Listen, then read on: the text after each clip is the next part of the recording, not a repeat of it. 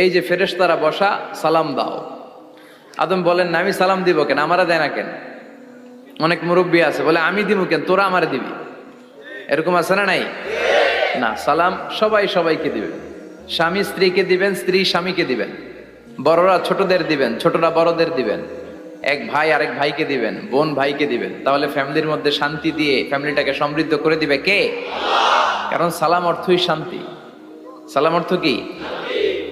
ফ্যামিলির মধ্যে আমাদের এই সালামের প্রচলন নাই।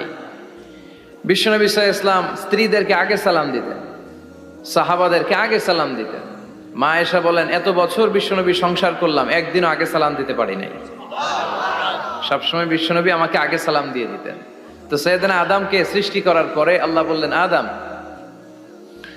সাল্লিম আলা উলাইকা নাফর, বুখারীর বর্ণনা, ফেরেশতাদের এই দলটাকে তুমি সালাম দাও।